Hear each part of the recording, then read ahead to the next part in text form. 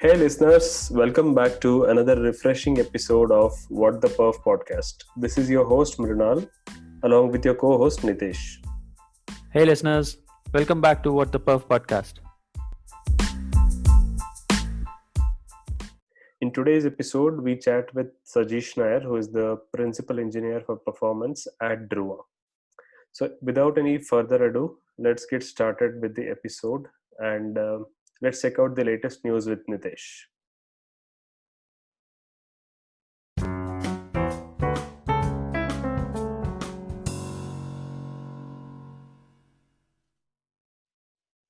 I have three news items this week. In the first news, New Relic, that's a widely known APM tool. So, in their latest release, New Relic has added support for W3C trace contexts and cumulative layout shift in its browser agent for real user monitoring. W3C trace contexts is a specification that defines standard HTTP headers and a value format to propagate context information that enables distributed tracing scenarios.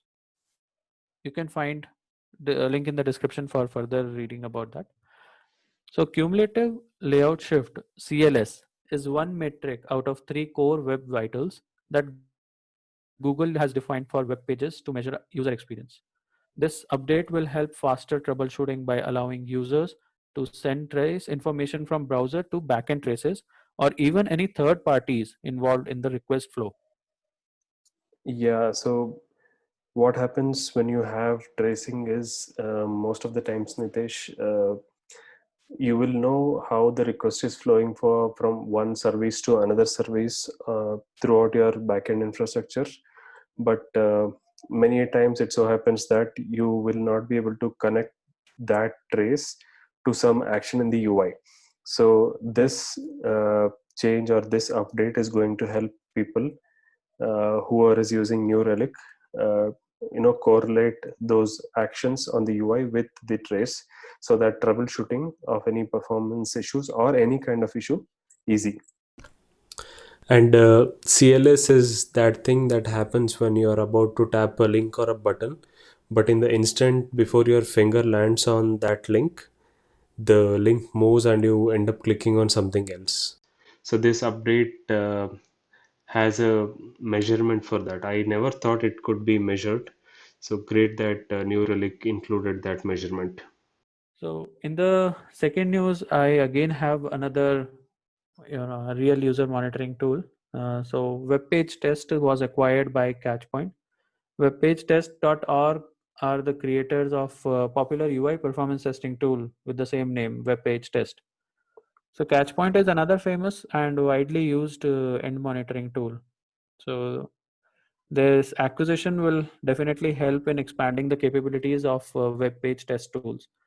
Yeah.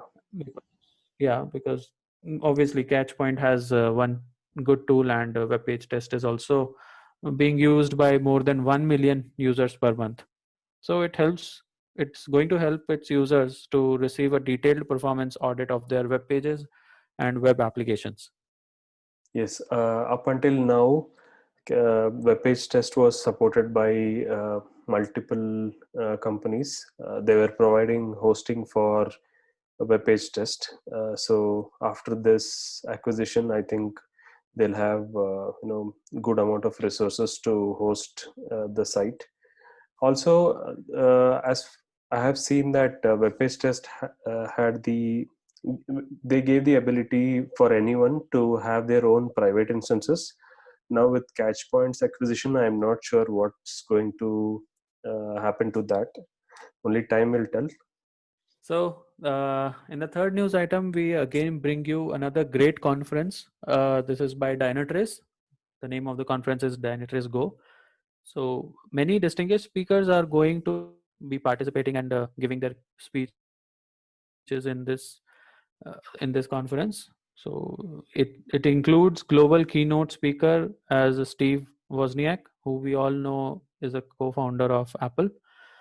So there will be talks on performance optimization, better automation in DevOps, and understandings on Dynatrace products. So it will be a good learning conferences. This is a virtual conference. You can find the link in the description to attend this conference.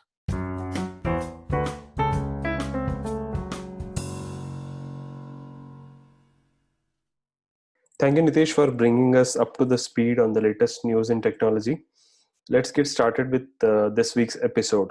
So, listeners, we spoke with Sajish Nair this week. He is the principal engineer for performance at Dhruva. We spoke about performance in general and specifically on storage performance and a lot of other interesting stuff. Yeah, Sajish has more than a decade and a half of experience in the performance space.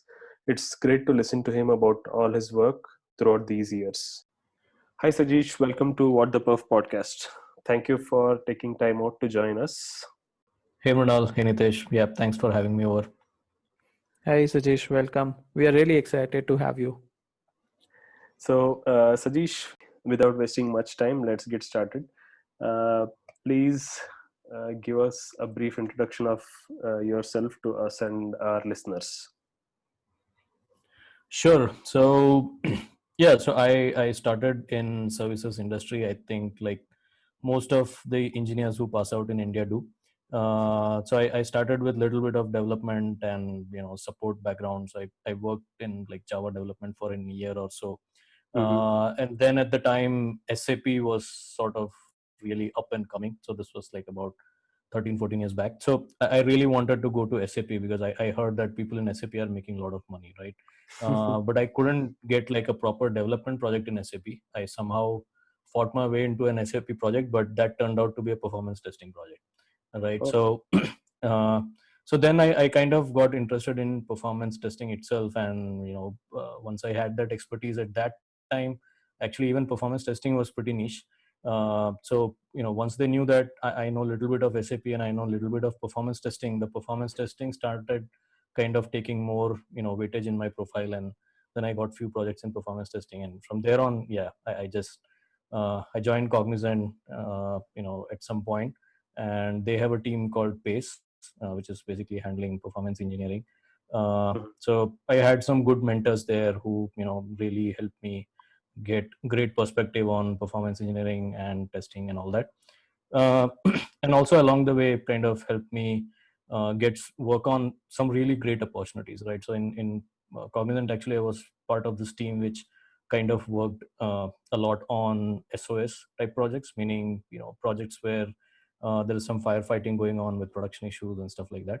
uh, Mm-hmm. so got to work on a lot of tough problem solving, time critical projects, and that kind of, I think, helped me grow as a performance engineer overall.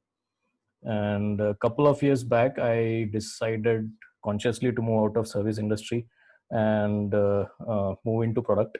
So I joined Dhruva, which is kind of the leader in cloud data protection. So for past couple of years, a little over a couple of years, I've been working in Dhruva, and yeah, I'm sort of heading the performance group within Dhruva for all product lines. So that's my not so short intro, I guess. That's really interesting stuff. As you said, was there any particular event that triggered you? Like, you don't want to be doing just the testing, you want to move on to like broader things? Uh, so I wouldn't say there was like a specific point in time when that switch happened or anything like that. So it was just like an intuitive path that I sort of kept following, right? And I guess the projects that I got, the people that I got to work with, definitely had a lot of influence on me. Mm-hmm. Uh, and yeah, so once you test it, then what, right? There is an issue. Is that it? I mean, are you going to answer what the issue is? Are you going to find out why certain things are the way they are? Why is it slow? Why is it not responding? Right. So merely just finding out that it's not working or it's slow seem to be really very, like a step zero to the overall thing that we're trying to do, right? So and unless you can actually resolve the issues, that I found, like very little value as a individual that I'm adding to the project. So I kind of then started talking to people again. My initial learning actually started with the colleagues that I had. So a lot of people were from a lot of core technical background, architects and stuff like that. So I kept picking their brain on how these things work, how this system works, how that system works, what should I monitor, how Exactly. does, like, yeah, what does CPU utilization actually mean, what does load average mean, memory utilization. So starting with that, right? So I really started with the OS part of it because I guess that's what people around me were focusing at that time. And then kind of, I started understanding how Java works, how its JVM works, memory management. And from there on, I think that this natural sort of flow where you start doing this in every project you get to, right? Of course, you're going to have challenges with access, challenges with not getting all the information and all those things. But uh, I was very clear what had to be done, right? Whether or not it can be done was a different thing. That was totally dependent upon customer and all those things, as you guys already know. But yeah, at least I knew that we had to do this, right? We had to get to the root cause and not just like test and throw it over the wall. Exactly. So basically, the curiosity is what drove you to explore further. Yeah, curiosity, and I would definitely say some of the people that I had around me in my team definitely had a lot of sort of push and influence. Yeah, it's really important to have mentors or people who can guide you, right? True. Yeah, it brings a lot of difference to your growth. So, Sajish, how different is storage performance engineering compared to, let's say, web performance and API or backend performance? Yeah, good question. So I actually had very little idea about storage like until I joined Druva, right? So uh, just like everyone else who works in our service industry, I had worked on a lot of web-based application, Java-based application, and then some database tuning, some mainframe, all those in the mix, right? But I had never actually worked on an application which was which was like storage intense, right? You can call database actually a storage bound or IO bound product, but you don't actually go into tuning Oracle to do that extent. You just tune Oracle queries or the parameters that Oracle provides you to tune, right? But you don't tune Oracle database as such as a product. Yeah. So I had very little understanding of storage. Then when I moved to Druva, I started getting into the nitty gritties of storage. So I think storage, there are a couple of different things, right, in storage. So one is like the actual storage hardware and like the disks and your HDD, SSD or storage arrays and things like that. Then there's a file system on top of it, which you kind of get acquainted with. And then there is this whole new kind of line of cloud storage, right? S3 and object storage is like MinIO or SwiftIO and stuff like that. So I think when it comes to storage, the thing is that you actually start getting mindful of what your application is doing in the IO path, right? So before that, I would say that I was very focused on the compute path. So the request response and maybe like the network IO path, but I never really worried about how much data is my application writing to disk. What pattern is the write happening? Is it random write, sequential write? So like how does it seek certain data on the disk and stuff like that. So you kind of start getting mindful of all these things, and then you start paying attention to what happens when your application is trying to write certain data or read certain data to and fro some storage, right? So you give it to the file system. File system itself has its own logic to sequentialize or randomize the writes and stuff like that, and then you do the actual write and give it to the storage controllers, which does the write. So there are a lot of latencies involved in each of these steps, because they are all in some way adding a step to writing to the disk, right? So Yeah. ultimately that's what you want. And the dynamics are different, right? So when it comes to web, you're primarily looking at like end user response times, but you're also looking at how does it use your compute, how does it use your memory, how much is your network latency, all those things. But I actually personally never looked at storage before I started working at Druva. All I looked at is like, what is the read time, what is the write time, that's all. But after joining Druva, a lot of other things. So it's like cloud storage, right? Whatever you deal with, whatever the kind of projects that you deal with, they're all on cloud storage. I mean, the solution provided itself is cloud storage, I think. Yeah. So Druva, I think, I don't know, it's like, if you know about it, so we basically do data protection in cloud, right? So what that means is we back up data for different customers, different enterprises into cloud, right? So in cloud, we primarily use S3, and we are like one of the most like heaviest users of S3 in AWS, right? So we do like roughly 288 billion operations on S3 every month, right? That's billion with a B. So it's very huge scale.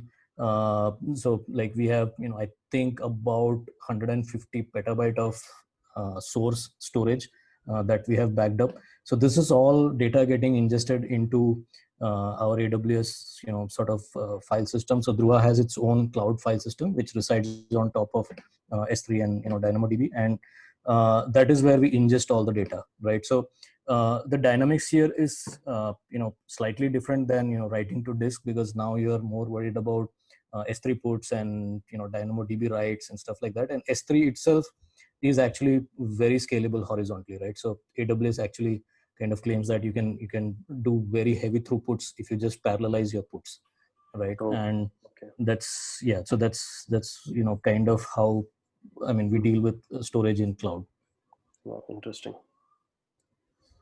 So, Sajish, you had written an article on LinkedIn about applying first thinking principles to solving performance issues or performance problems.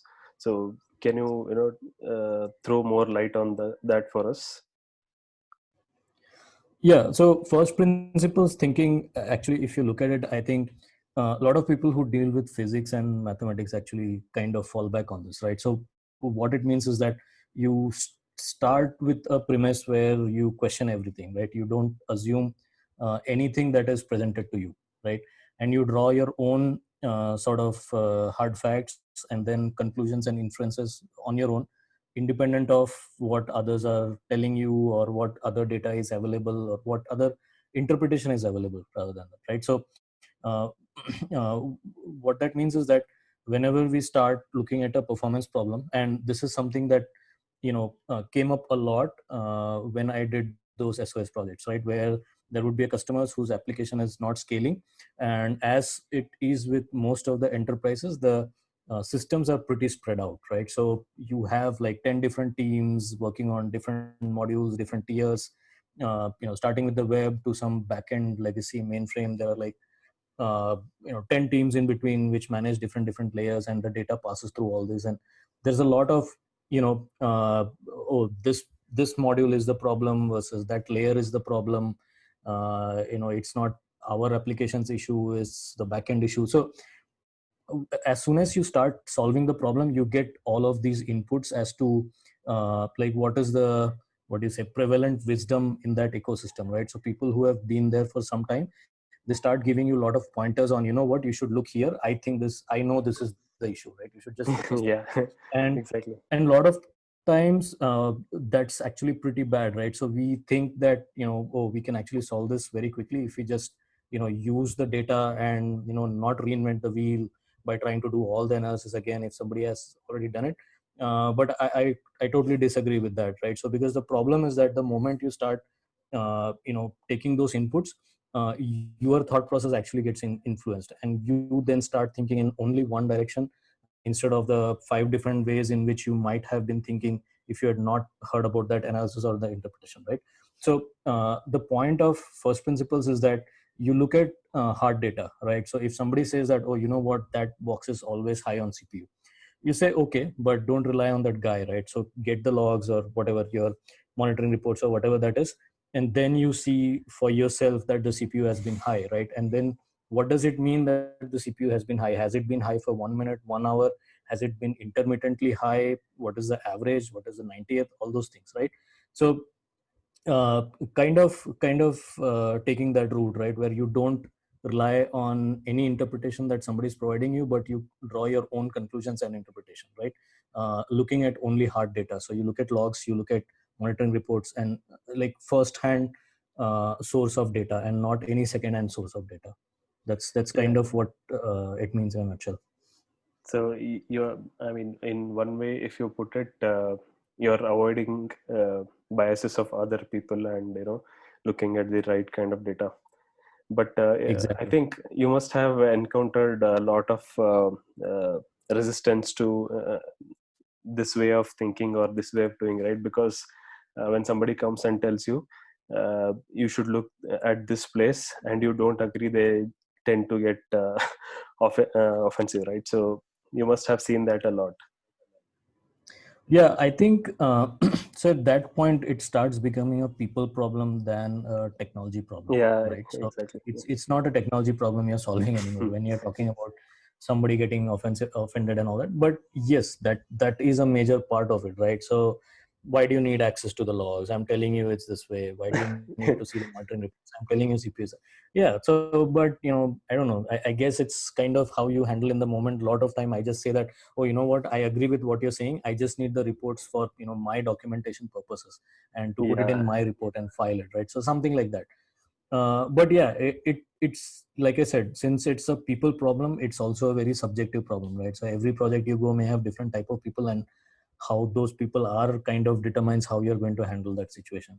So Yes, you I have. don't have like a single line answer as to how to address that, but yeah, that's what it is. Yeah, you have to. Everybody has to find their own ways to deal with that. Yeah, and that's kind of like the problem also with the service industry, right? With the consulting line of work, because you're like expected to derive or provide some results, but there is also this assumption that, oh, you know what, you are going to find your own way around people to get that data, and so there is that angle, right? And you're at the mercy of people on the ground, or Mm. people who are there to help you out and all those things. So yeah, I mean, it's yeah, that's tough. That doesn't happen in product world much though. Yeah. So, given that there are these problems in the industry, so if you had a magic wand or a power, what would you change about the current state of affairs in the industry, for especially for performance projects? Uh, so I think one of the main thing that I would think of is, to start with, I think we have to stop this bucketing of only dev versus QA, right? So and like I kind of wrote about this in one of the articles I recently wrote, and the problem is that as soon as you come out of college and you're inducted into the software industry, you are either trained on development or on QA, right? So Mm. these are sort of the only two broad directions that we see. From there, of course, once you start working on dev or on QA, later you can go into support projects, or somebody in QA can become business analyst and so on. But when you look at how each of our careers start, right? Nobody actually gets trained on performance testing when they're starting a job, right? Yes. Yes. And this is something that we had actually tried to do in Cognizant, where we had hired campus graduates in US and started training them on performance testing and engineering, right? So but that doesn't happen like industry wide. So one is, I think we need to start this I think there has to be this understanding that there's a separate third field, which is not really entirely QA, and it's not really entirely development, but somewhere in between, right? Because there are a lot of infrastructure elements, there are a lot of these design elements, architecture elements, which actually kind of is more towards development. But then there is also this validation angle which actually aligns with QA, right? So we have to sort of address this. We have to realize that there exists this separate third stream, and that will be a good start, right? Beyond that, I think the way performance engineering is looked at this point, it has to be aligned more with development than with QA, right? And I think even without considering a third stream or whatever, if we have to do something, I think it's that performance teams have to start aligning with development more than with QA, right? That itself can bring a lot of changes, and that's also based on my personal experience, where we get more leverage, we get more insight into the application, and like it's easier for us to spot things when we know how things work under the hood, right? Versus when we just tested black box. We miss a lot of scenarios when we test black box. However, if you know how the application works, then you know those corner cases where it's going to crack, and then you can actually test scenarios, come up with scenarios and test them to find those corner cases and all. So Exactly. that's sort of, yeah, that's I think what I would do if I don't know, if I had magic Yeah. wand. Right. So That's a great suggestion. So Satish, can you tell us about your like throughout the career, which would be considered by you as a your best performance project and one of the some challenging or maybe worst performance projects? So I think worst performance projects, I'll start with that. Um Definitely, it has been where the problems have been people problems, right? So technology problems are easy to solve, I think, relatively, because it's predictable. There is a certain rationality that you can apply to it, but people problems are like relatively more tougher, and it's like you don't know how to solve it a lot of times, right? You just try something, and if it works, it works. So I like, yeah, I'm not sure if I can name like one single project where I had this challenge, but most of the projects which are bad are actually people problems, because the thing is that you when you have to focus a lot on people issues or problems, like the stuff that we talked about earlier, right? So not like there even have been cases where, you know, when you find that the application performance is bad, certain people don't want you to report it, right? Because it makes the development team seen bad light, or, you know, some other team, you know, appear bad. So those are really, you know, it's really negative force, and, you know, you don't learn a lot in those situations, right? And we as engineers always want to work on technical problems, and we want to stay away from the people problem as much as possible. So definitely worst projects are the ones where you have people problem, right? Technical problems you can always solve. It may take a little bit longer, but you can always solve them. uh, Right. Best project, I think, by far it has been my experience in Druva, right? So all the applications that I have been working on in Druva for last 2 years, I think it has been amazing, like learning experience, right? And because it was also like a big shift for me coming from services to product. The cultural shift actually helped a lot, because your productivity just like doubles or almost triples, right? So you only have to work 8 hours a day now, but you almost do like 16 hours or 24 hours of work that you would have otherwise done in like a service company, right? Because you don't have to worry about signaling of your work. So you don't have to tell 10 people that, you know, I finished this, now I want to do this, can I do this? So there's a lot of, you know, autonomy and a lot of ownership that is placed on you, and, you know, people trust you more. Much more open culture that helps you actually focus on the real technical challenges and technical problems. And, you know, that kind of has largely been the reason that, you know, Druva has been such a great learning experience for me. So everything starting from, you know, having sufficient hardware to test on, having sufficient cloud AWS budget that we can use for the team. There has absolutely been no restrictions, right, on how crazy we want to go with our experiments and tests and explorations and what we want to do. And that really, you know, kind of gives you an ideal sort of learning environment. Wow, that's really nice to hear. I mean, how often do you get such an opportunity, right? Um, Yeah, so, I agree. so Sajish, what are some quick wins or easy performance bugs, or let's say low hanging fruits that you look for in any new project? Yeah, so over the time, I think one thing that I would definitely do at the start of the project is like look at the web. If it's a web application, and I'm assuming that your interest is towards web application. So if it's a web application, definitely start by looking at their HTTP request response, right? And that's like as easy as it gets, right? So you can use whatever Fiddler or Chrome Dev Tools or Firefox Dev Tools, whatever that is, right? And just simply look at the HTTP request response and spend some time understanding. I'm assuming you already know the application function, like what is the application trying to do, and then in that context you understand what each request response is trying to do, right? So you'll find, I mean, typically I have seen a lot of unnecessary redirects when it comes to authentication, you know, some redirects because page has been moved but the team doesn't know, and stuff like that, right? So where you can shave off like few milliseconds or maybe a second or so. That is one, right? Second is, I think, when you start looking at the response payloads, uh, a lot of times you can actually start seeing some redundant data, right? Meaning that there is some part of data which has already been requested in a previous request, but then you request it anyway a second time, right? So definitely a sort of a red light, right? So why do you want to do that? Why are you making redundant data calls, right? And the solution or answer could be a lot of things, right? It could be because that's just the way their APIs are designed, right? So they don't have atomic APIs, and their APIs are pretty composite, and they just send a bunch of data with every call. Uh, so you then start sort of following that thread and see if that can be optimized, right? So that like UI side analysis, I think, is very good. Obviously you can augment it to the next level if you can, start doing like the critical rendering path analysis, and see if despite you getting data back from the server, are you taking a long time to show it on the screen? Are you running some slow JavaScripts?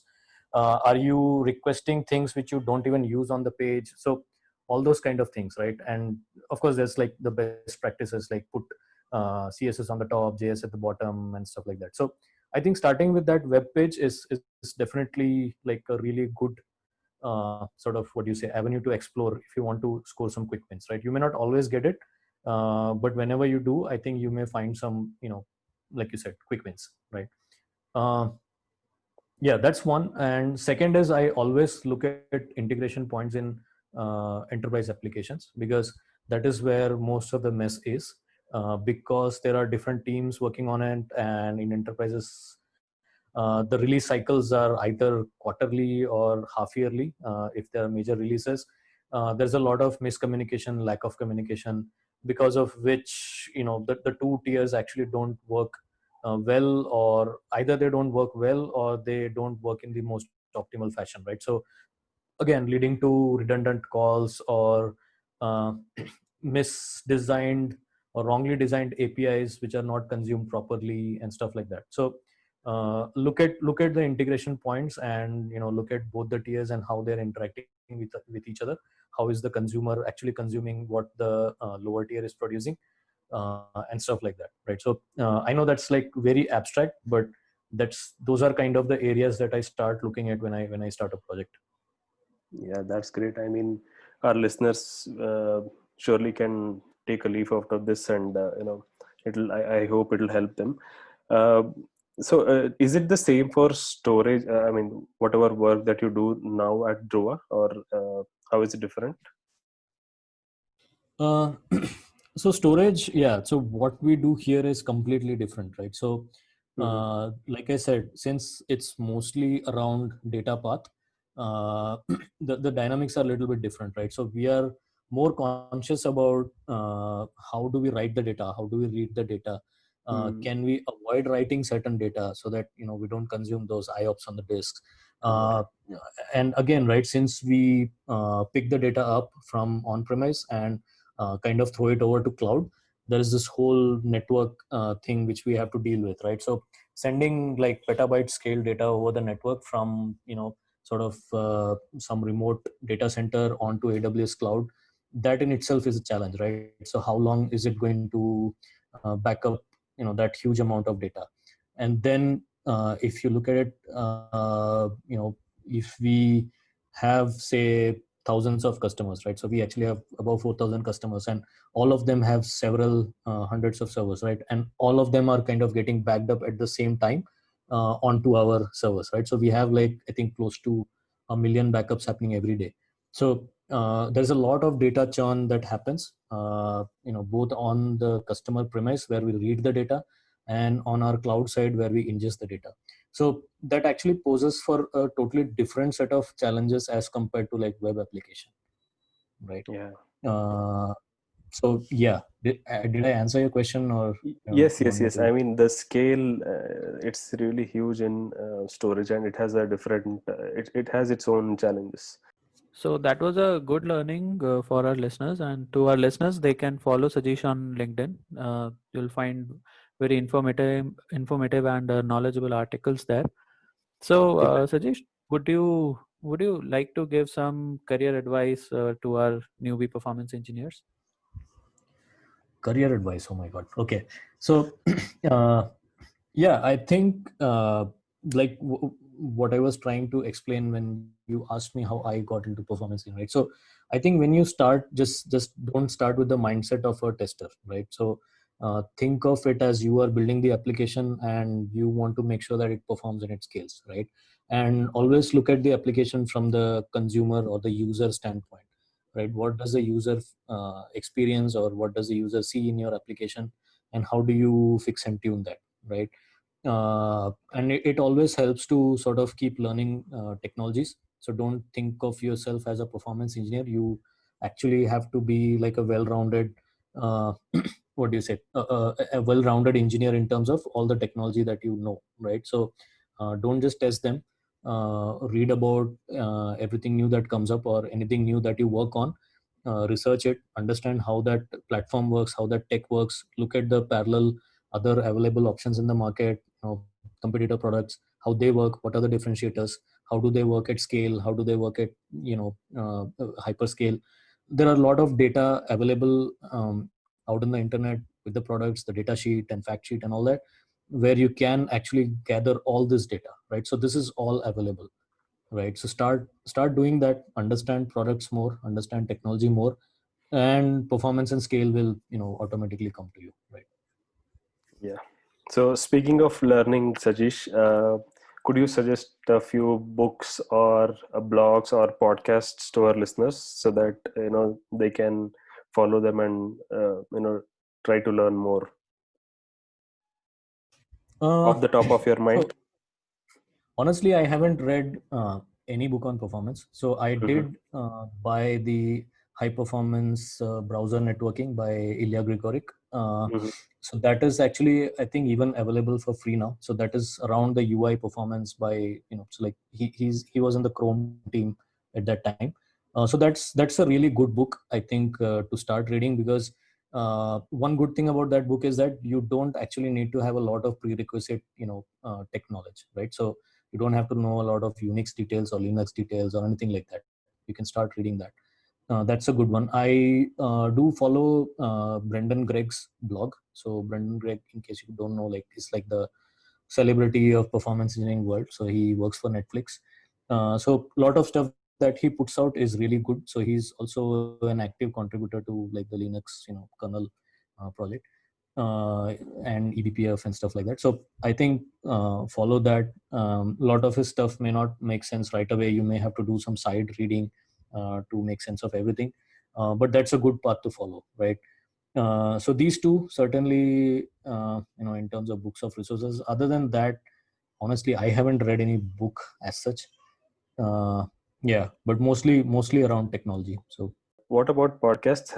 Do you suggest listening to any other tech podcasts? Uh, so tech podcasts, actually, there are a bunch of them. Software Engineering Daily is something that I listen to often. Uh, yeah, I guess that's the only podcast that I regularly listen to. Other than that, I mostly just try to find videos on YouTube or something like that of talks. So a lot Great. of reInvent talks, AWS reInvent talks, or talks on specific. So like pretty much every tech nowadays has a conference. So some of the talks on those techs are like, I find them pretty useful. Like for example, for Golang, there's GopherCon. There's Python, PyCon. AWS obviously is big. AWS reInvent. So similarly, like Elasticsearch, or whichever technology you look at, they have their own. Pretty much all of them have some kind of conference or representation. So I usually look at their talks for deep dive. So it was a really fast and breezy session with you, Sajish. Thank you so much for taking out time and let us, have that privilege to chat with you. Uh, so that that brings us to the conclusion of this chat. Thank you, Sajish. Hey, it was a pleasure. Thanks, Pranal. Thanks, Nitesh. Thank you, Sajish. That was a really good chat. Some really good insights for all performance engineers. This brings us to the last section of this episode, which is What the Crash.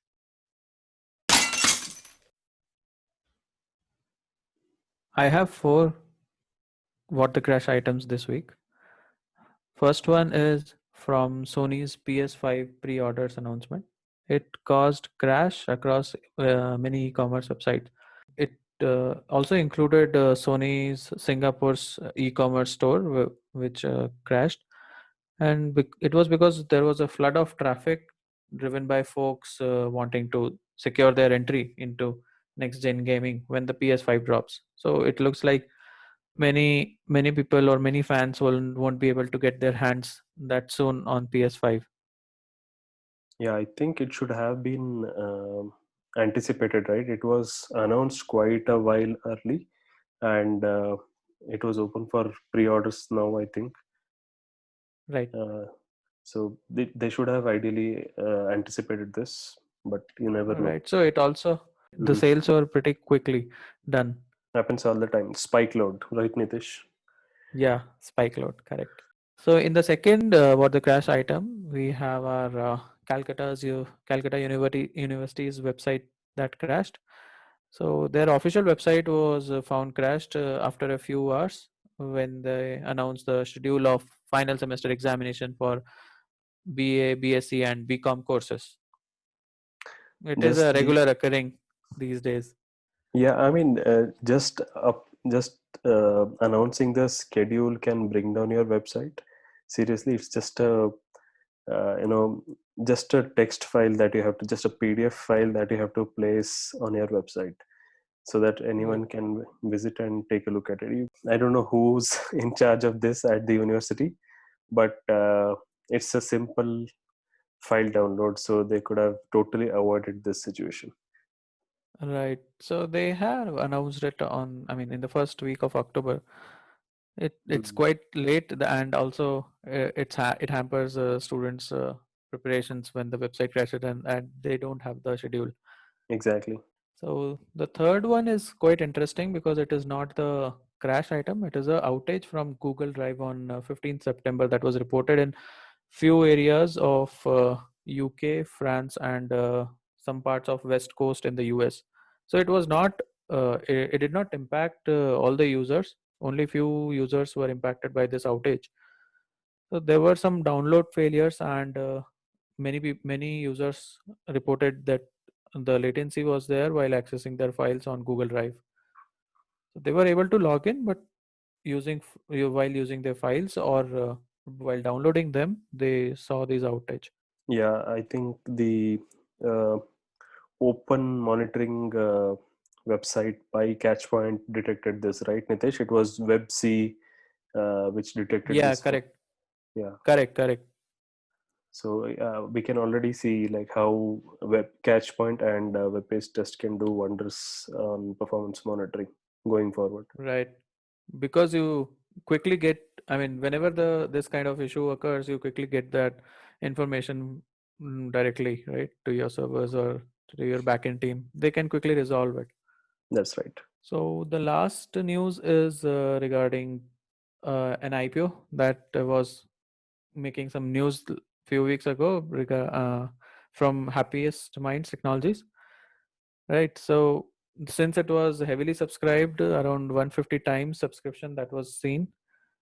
So their managing website was K FinTech, earlier known as Carvey. Their website crashed as investors rushed to check subscription status. It happens very frequently these days because IPOs are being launched and these websites are getting crashed when subscription status are being checked by investors.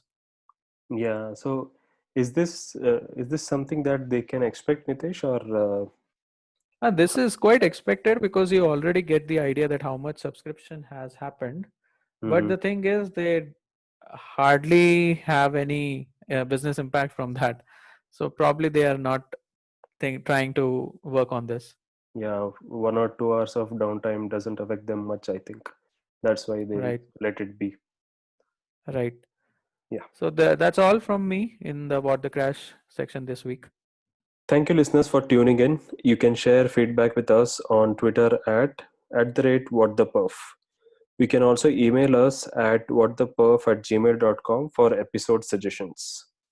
If you find this podcast interesting, share it with your friends and colleagues because every time you share, Disk IOPS on your favorite shopping site improves greatly.